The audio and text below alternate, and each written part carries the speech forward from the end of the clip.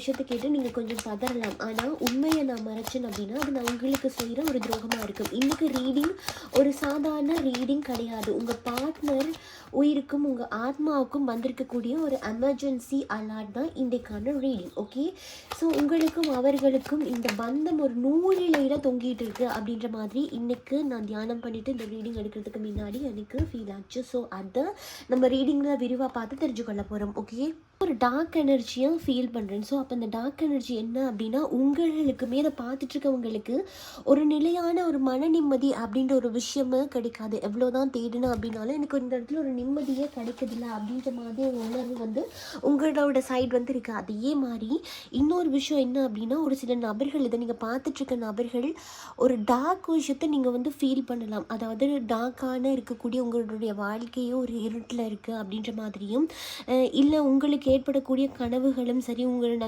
சுற்றி நடக்கக்கூடிய விஷயங்களும் சரி இப்போ விசித்திரமாக நடக்குது, வித்தியாசமாக நடக்குது அப்படின்ற ஒரு ஃபீலிங் வந்து உங்களுக்கு கொடுக்குதா. இந்த ரீடிங் பார்த்துட்டு இருக்கக்கூடிய நபர்கள் நிம்மதியாக இருக்கிறீங்களா, நிம்மதியாக ஒரு தூக்கத்தை தூங்குறீங்களா, உங்களை சுற்றி எல்லா விஷயமுமே நல்லதாக தான் நடந்துட்டுருக்கா அப்படின்னு கேட்டால் இன்னொன்று தான் சொல்லுவேன். ஏன்னா உங்களுக்கு உங்களையே ஒரு உணர்ச்சி இல்லை அப்படின்ற மாதிரி இருக்குது. ஏன் அப்படின்னா இந்த காதலும் சரி இந்த ரிலேஷன்ஷிப்பும் சரி உங்களை பயங்கரமாக யோசிக்க வச்சுருக்கும், பயங்கரமாக ஒரு விஷயத்தை சிந்திக்க வச்சுருக்கும் அப்படின்ற மாதிரி டிவைன் நீங்கள் சொல்கிறாங்க. ஸோ அது மட்டும் இல்லாமல் நிறைய இஷ்யூ வந்திருக்காம். உங்களுக்கு தனிப்பட்ட முறையில் பார்க்கும்போது உங்களுக்கும் இந்த பார்ட்னருக்கும் ஏற்பட்ட இந்த உறவுனாலே நிறைய பிரச்சனைகள் வந்திருக்கு அப்படின்ற மாதிரி டிவைன் நீங்கள் சொல்லுது. ஆனால் உண்மை விஷயம் என்ன அப்படின்னா இந்த பிரச்சனைகள்லாம் ஏற்படுறதுக்கான முக்கியமான காரணம் ஏன் அப்படின்னா உங்களோட நபர்களோட சைடு தான். ஓகே, உங்களுடைய நபர்களோட சைடில் எனக்கு இந்த மாதிரி ஒரு டார்க் எனர்ஜிஸ் வந்து ஃபீல் ஆகுது.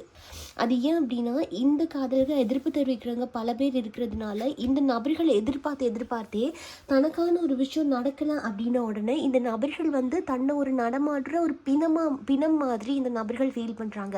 இவங்களுக்கு எந்த விஷயமே நடக்குதில்லை, நான் நினச்ச விஷயம் எதுவுமே நடக்க மாட்டேங்குது அப்படின்றதுனால ஒரு பிணம் மாதிரி இந்த நபர்கள் வாழ்ந்து கொண்டிருக்காங்க. இந்த நபர்களை சுற்றி நிற்கிற நபர்களுமே கூட அவ்வளோ நல்லவர்களா அப்படின்னு கேட்டால் கிடையாது, ரொம்ப மோசமான நபர்களாக தான் இருக்காங்க. இந்த சைடு உங்களோட சைடும் பார்த்தாலுமே நீங்கள் ரொம்ப வீக்காக, ரொம்ப இந்த காதலில் வந்து ரொம்ப ஒரு லோ எனர்ஜியில் ஒரு வீக்காக இருக்கிற மாதிரி இருக்குது. ஏன்னா தொடர்பு கொள்ள முயற்சித்து கூட உங்கள் நபர்கள் ஒரு சரியான பதிலை கொடுக்காமல் இருந்திருக்கலாம், எண்டிங் பாயிண்ட் வந்திருக்கலாம்.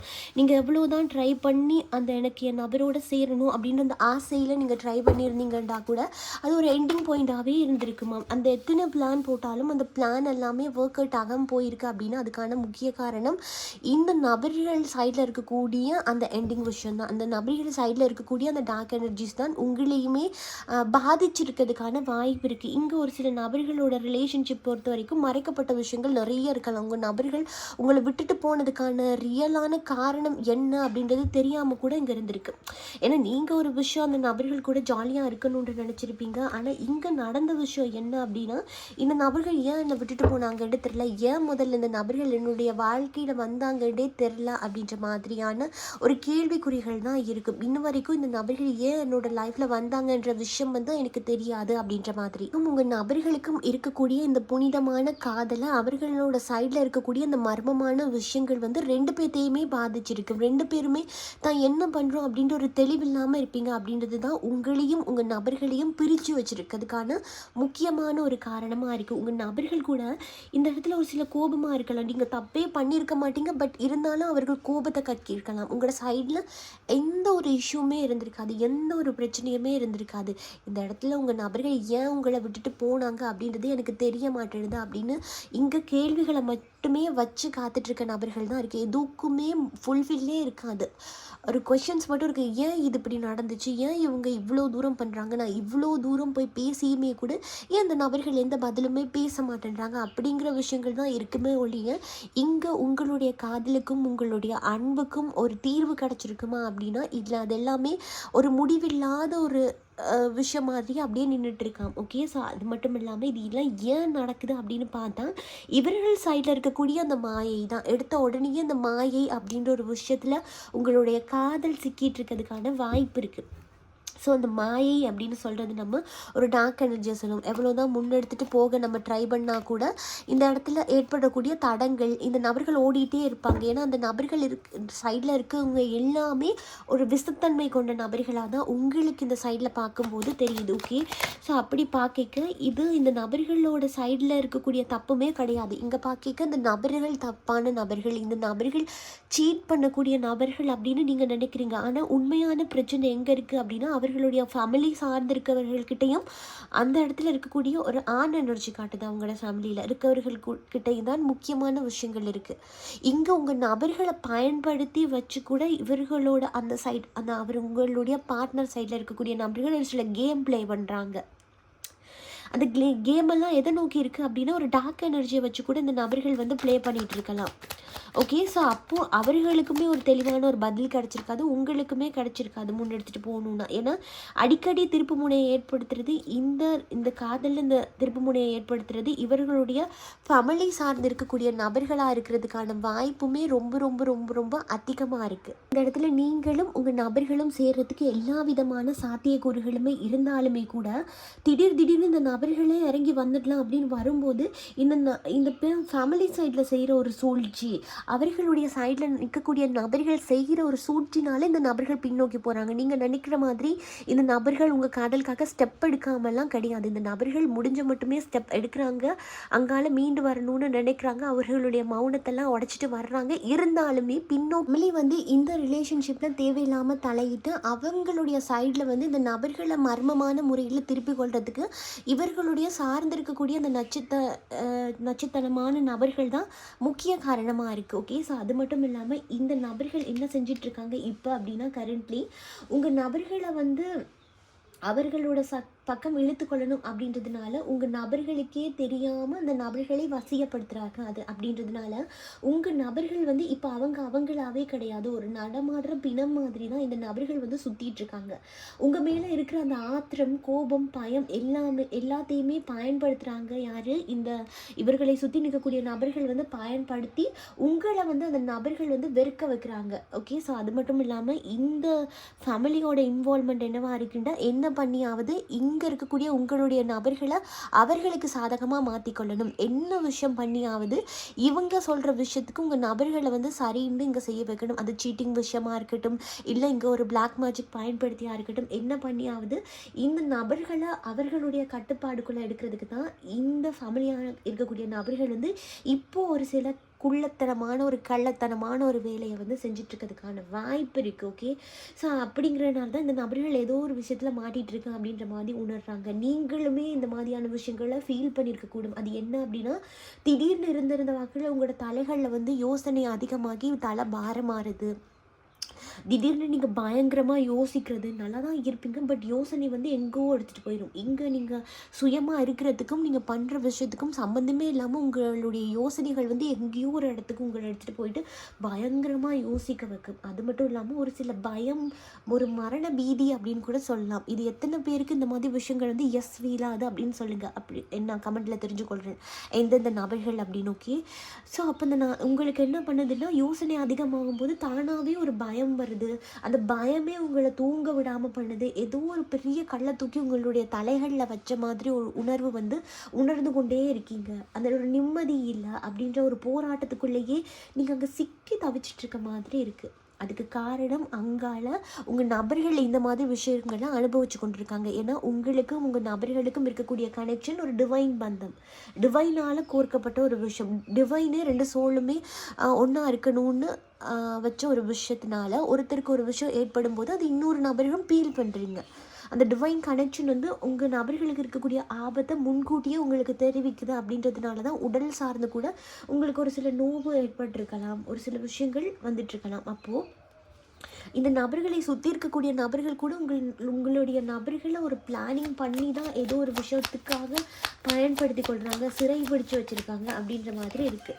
ஸோ ஆல்சோ உங்கள் நபர்கள் வந்து ஒரு டார்க் எனர்ஜிக்குள்ளே மாட்டிகிட்டு இருக்காங்க. அவங்க மைண்டுக்குள்ளே கச்சமுச்சான்னு பெரிய சண்டைகளும் பிரச்சனைகளும் போயிட்டுருக்கலாம். அது மட்டும் இல்லாமல் ஃபேமிலி இதில் இன்வால்வ் ஆகி இந்த குடும்பத்தினர் வந்து உங்கள் நபர்களுக்கே தெரியாமல் ஒரு ரகசிய பேச்சுவார்த்தை, ஒரு திருமண பேச்சுவார்த்தையை வந்து நடத்தி முடிச்சிருக்கலாம்.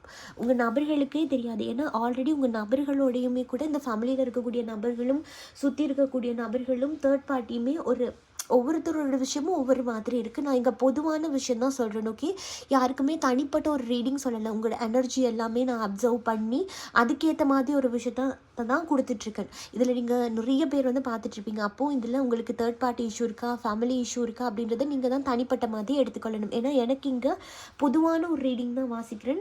நான் வந்து பர்சனல் ரீடிங் வாசிக்கிறது கிடையாது. உங்கள் எனர்ஜியில் என்ன இருக்கோ அதை தான் வாசிக்கிறேன். ஓகே, அப்போ உங்களுக்கு பொருந்துற மாதிரி எடுத்துக்கோங்க. இங்கே என்னென்ன விஷயங்கள் வந்திருக்கோ டிவைன் அலாட் பண்ணுறாங்களோ அதை நான் சொல்கிறேன். ஓகே, ஸோ அப்போ இந்த நபர்கள் வந்து உங்களுடைய நபர்களை பயன்படுத்தி கொள்கிறாங்க. அப்போது ஆல்ரெடி உங்கள் நபர்களுக்கும் அந்த பயன்படுத்தி கொள்கிற நபர்களுக்கும் சேர்த்து இங்கே ஒரு திருமண பேச்சுவார்த்தை, ஒரு திருமண பந்தம், இந்த தேர்ட் பார்ட்டிக்கும் ஃபேமிலிக்கும் கூட சம்மந்தம் இருக்கலாம். அப்படிலாம் அவர்களுக்குமே தெரியாமல் இந்த நபர்கள் தப்பான ஒரு விஷயத்தில் சிக்கப்பட்டு ஒரு தப்பான நபர் கூடையான ஒரு திருமண பந்தத்தில் கமிட் ஆகியிருக்கலாம். இவங்க ஃபேமிலி சார்ந்த நபர்களே இந்த நபர்களை கமிட் பண்ணியிருக்கலாம். ஓகே, ஸோ அப்போது இந்த நபர்களுக்கு ஒரு இருண்ட மாதிரி உங்களுக்குமே அந்த டார்க்காக ஒரு ட்ரீம்ஸ் வர்றது, டார்க் எனர்ஜி வர்றது அப்படின்ற மாதிரியெல்லாம் உங்களுக்கு தோணியிருக்கலாம். அதுக்கான காரணம் என்ன அப்படின்னா, இந்த நபர்கள் ஏதோ ஒரு விஷயத்தில் மாட்டிட்டு அவங்க வேறொரு விஷயத்தில் இந்த கமிட்மெண்ட்டையே கொடுக்க போகிறாங்க. ஓகே, இங்காலேருந்து மூவ் பண்ணி போயிட்டு தான் இங்கால இந்த திருமண வார்த்தை நடக்க போகுது. ஆல்ரெடி இந்த நபர்களுக்கு தெரியாமலே இந்த விஷயம் ஹைடில் வச்சு ஒரு ரகசியமாகவே எடுத்துகிட்டு வந்திருக்கலாம். உங்கள் நபர்களுக்கு இன்னொரு நபர் கூட ஒரு தப்பான பிணைப்பு அப்படிங்கிறதும் இல்லை, இந்த நபர்கள் ஒரு தப்பான ஒரு விஷயத்துக்குள்ளே போய் விழ போகிறாங்க அப்படின்ற மாதிரி இருக்குது. ஏன்னா நிலைமை வந்து உங்களை கைகளை மீறி போயிட்டுருக்கு. நீங்கள் நினைக்கிற மாதிரி இந்த விஷயங்களை சாதாரணமாக ஹேண்டில் பண்ணக்கூடிய விஷயங்கள் கிடையாது. இந்த விஷயங்கள் எல்லாமே உங்களுடைய கைகளை தாண்டி போயிட்டுருக்கு அப்படின்றது தான் இங்கே டிவைன் வந்து தெளிவாக சொல்கிறாங்க. நபர்களோட மைண்டுக்குள்ளே கூட ஓகே இதை அக்செப்ட் பண்ணி கொள்ளலாமா வேண்டாமா இப்படின்ற போராட்டம் கூட ரொம்ப அதிகமாக இருக்கலாம். என்ன நடக்குது, இதை நான் எஸ் சொல்லவா நோ சொல்லவா அப்படின்ற மாதிரி. அப்போது இப்போ வரைக்கும் நீங்கள் வெயிட்டிங் ஜோனில் இருந்து பார்த்துட்ருக்கிறது சரியான விஷயமே கிடையாது. நீங்கள் வெயிட் பண்ணுற ஒவ்வொரு செகண்டும், இப்போது நீங்கள் வெயிட் பண்ணுற செலவிடுற ஒவ்வொரு செகண்டும், ஸ்டெப் எடுக்காமல் செலவிடுற ஒவ்வொரு செகண்டும் உங்கள் நபர்கள் உங்களை விட்டுட்டு மூவ் ஆன் ஆகி போய்கொண்டே இருக்காங்க அப்படின்ற மாதிரி இருக்குது. ஏன்னா ஆல்ரெடி இங்கே சூழ்ச்சிகள் நடந்து கொண்டிருக்கு. நீங்கள் நினைக்கிறீங்க அவங்க ஹீல் ஆகி வருவாங்கன்ட்டு. ஆனால் இங்கே மெயின் விஷயம் என்ன நடக்குது அப்படின்னா, இந்த நபர்கள் பண்ணுற ஒரு சில டாக்ஸிக் விஷயங்கள்னால இந்த நபர்கள் இன்னொரு பந்தத்துக்குள்ளே இன்னொரு விஷயங்களுக்குள்ளே கவுந்து விடுறதுக்கான வாய்ப்பு இருக்குது. விழுந்த பிறகு தான் அவங்க இப்படியான விஷயம் நடந்துட்டா அப்படின்றது தெரியும். ஏன்னா இன்ன வரைக்குமே உங்கள் நபர்களுக்கு வந்து அந்த சுயநினைவே இல்லாமல் தான் இந்த நபர்கள் இருந்து கொண்டிருக்காங்க. அப்படிங்கும்போது இவர்களுக்கு நடக்கக்கூடிய விஷயத்துலேயே இந்த நபர்களுக்கு ஒரு தெளிவில்லை அப்படின்றது இங்கே தெளிவாக பார்க்கக்கூடியதாக இருக்குது. பேர் வந்து இப்போ நம்ம அப்லோட் பண்ணுறக்கூடிய மெத்தட்ஸ் எல்லாம் கண்டிப்பாக எல்லாருக்குமே எல்லாருக்குமே ஒர்க் அவுட் ஆகக்கூடிய விஷயங்கள் தான். உங்கள் கோரிக்கை நியாயமானது அப்படின்னா கண்டிப்பாக பிரபஞ்சம் வந்து அதை நடத்தி வைக்கும். ஆனாலுமே நிறைய பேர் கமெண்ட்டில் வந்து எனக்காக ப்ரே பண்ணுங்க அப்படின்னு சொல்கிறீங்க. நான் என்னால் முடிஞ்ச வரைக்கும் பண்ணிட்டு தான் இருக்கேன். ஆனால் ஒரு விஷயத்தை புரிஞ்சுக்கோங்க, இந்த ப்ரேயர் வந்து சாதாரணமாக ப்ரேயர் பண்ணி இந்த பிரச்சனைகள்லாம் சரியாக்க முடியும் அப்படின்ற மாதிரி எனக்கு இங்கே தெரியல. இந்த மாதிரி விஷயங்கள்லாம் இருக்குது அப்படின்னா இதுக்கு ரிச்சுவல் சர்ஜரி பண்ணாதான் சரியாகும். அதாவது உங்கள் நபர்கள் அந்த இடத்துல இருந்து மீட்டாதான் சரியாகும். இந்த கருப்பு சுவரை உடைக்கிறதுக்கு சாதாரண இப்போ இந்த ப்ரேயர்ஸ் மட்டுமே சரியாகாது. இந்த ப்ரேயர்ஸ் எல்லாம் எதை நோக்கி போகும் அப்படின்னா அந்த நபர்களை மீட்கிறதுக்கான ஒரு முதலுதவியாக தான் இருக்குமே ஒழிய நிரந்தரமாக உங்கள் பிரச்சனைகளை சரிப்படுத்தக்கூடிய விஷயங்கள்லாம் இருக்காது. குட்டி குட்டி விஷயங்கள் கண்டிப்பாக மேனிஃபெஸ்ட் ஆகும். பெரிய பெரிய விஷயங்கள் எனக்கு மட்டும் இன்னும் நடக்கலையே அப்படின்னு ஆதங்கம் இருக்குது அப்படின்னா நீங்கள் தனிப்பட்ட முறையில் தான் அதுக்கேற்ற மாதிரி மேனிஃபெஸ்டேஷனோ லா ஆஃப் அட்ராக்ஷனோ எனர்ஜி கிளீனிங்கோ எனர்ஜி பிளாக்கிங்கோ பண்ணணும். அப்போ தான் அது சரியான இடத்த நோக்கி உங்களோட கைகளில் வந்து சேரும். இதனால தயவு செஞ்சு கொஞ்சம் விழிப்புணர்வோடு நடந்து கொள்ளுங்க. நம்ம கொடுக்குற இந்த ப்ரேயர்ஸ் இதெல்லாமே ஒரு பெரிய பிளாக்கேஜஸ் இருக்குது அப்படின்னா அது கொஞ்சமாக தான் நிவர்த்தி ஆகும். தயவு செஞ்சு ரீடிங் ஃபர்ஸ்ட்லேருந்து கடைசி வரைக்கும் நான் என்ன சொல்கிறேன் அப்படின்றத அப்சர்வ் பண்ணிவிட்டு நீங்கள் அதுக்கேற்ற மாதிரி அந்த பரிகாரங்களை பண்ணுங்கள். ஓகே, கமெண்ட்ஸில் வீடியோ பார்த்துட்டு பரிகாரம் பண்ணுறவங்களா இருந்தீங்கன்னா தொடர்ந்துமே வீடியோ வந்து ஃபாலோ பண்ணிவிட்டு வாங்க. என்ன சொல்கிறேன், என்ன விஷயம் இருக்குது அப்படின்ற ஒரு தெளிவு கிடைக்கும். அதே மாதிரி பர்சனலாக உங்களுக்கு கைடன்ஸ் வேணும் அப்படின்னா நீங்கள் தனிப்பட்ட முறையிலே என்னைய தொடர்பு கொள்ளலாம். உங்களுக்கான ப்ரேயர்ஸும் உங்களுக்கான லா ஆஃப் அட்ராக்ஷன் மேனிஃபெஸ்டேஷன் உங்களோட எனர்ஜியும் உங்கள் நபரோட எனர்ஜியும் வச்சு பண்ணி தருவோம். ஸோ நீங்கள் அதை பண்ணும்போது உங்கள் நபர்கள் வேகமாக உங்ககிட்ட வந்து சேர்கிறதுக்கான வாய்ப்பு ரொம்பவே அதிகமாக இருக்குது. அடுத்த விஷயம், யாரெல்லாம் இன்றைக்கி உங்கள் பார்ட்னர் வந்து இந்த நரகத்திலிருந்து மீண்டு வரணும் அப்படின்னு துடிக்கிறீங்களோ அவங்க மட்டும் உங்களுடைய பேரையும் போட்டுட்டு உங்களுடைய நபர்களுடைய பேரையும் போட்டுட்டு ப்ரொடெக்ட் மை பார்ட்னர் அப்படின்னு கமெண்ட் பண்ணிடுங்க. ஓகே, ஸோ நான் இந்த ப்ரேயர்ஸில் வந்து சேர்த்துக்கொள்கிறேன். மற்றது பிரபஞ்ச மொழி சப்ஸ்கிரைபர் இல்லாத நபர்களை நான் ப்ரேயர்ஸில் வந்து ஆட் பண்ணி கொள்ள மாட்டேன். நம்மளுடைய பிரபஞ்ச மொழி குடும்பத்தில் இருக்கக்கூடிய ஒவ்வொரு அங்கத்தவர்களையும் மட்டும்தான் நான் இணைச்சிக்கொள்ளேன். நிறைய கமெண்ட் பார்த்தேன், பட் நீங்கள் ஃபாலோ பண்ணி இல்லை, பிரபஞ்ச மொழி குடும்பத்தில் ஒரு அங்கத்தவராகவே இல்லை, சப்ஸ்கிரைப் பண்ணியே இல்லை அப்படிங்கும்போது என்னால் கண்டிப்பாக அந்த ப்ரேயர்ஸில் வந்து உங்களுடைய நேம் வந்து ஆட் பண்ணிக்கொள்ள முடியாது. ஓகே, தொடர்ந்துமே இணைஞ்சிருங்க. அது மட்டும் இல்லாமல் நாங்களே உங்களுக்கு இந்த ப்ரேயர்ஸ் பண்ணணும், உங்களை வழிகாட்டணும் அப்படின்னா நம்ம ஆல்ரெடி வழிகாட்டிட்டு தான் வர்றோம். இது தொடரணும் அப்படின்னா அதுக்கேற்ற மாதிரி விஷயங்களை பண்ணுங்கள். ஓகே, கமெண்ட் பண்ணிடுங்க, உங்களோட நேமும் உங்கள் பார்ட்னர் நேமும் போட்டு ப்ரொடெக்ட் மை பார்ட்னர் அப்படின்னு போட்டுருங்க. நான் கண்டிப்பாக அந்த ப்ரேயர்ஸில் வந்து இணைச்சிக்கொள்வேன். இது என்னுடைய சப்ஸ்கிரைபர்களுக்காக மட்டும்தான் முழுக்க முழுக்க. நீங்களுமே இதில் ஒரு அங்கத்தவராக ஆகணும் அப்படின்னா நீங்கள் செய்ய வேண்டியது இந்த பிரபஞ்ச மொழி குடும்பத்தில் நீங்கள் சப்ஸ்கிரைப் பண்ணி ஜாயின் பண்ண வேண்டியது மட்டும்தான். ஓகே, இது வரைக்குமே நீங்கள் இணைஞ்சிடல அப்படின்னா இணைஞ்சிக்கோங்க. அடுத்தடுத்த ப்ரேயர்ஸில் கண்டிப்பாக உங்களையுமே ஆட் பண்ணிக்கொள்கிறேன். ஸோ இதே போல் இன்னும் ஒரு ரீடிங்கில் நான் உங்களை சந்திக்கிறேன். பாய், டேக் கேர்.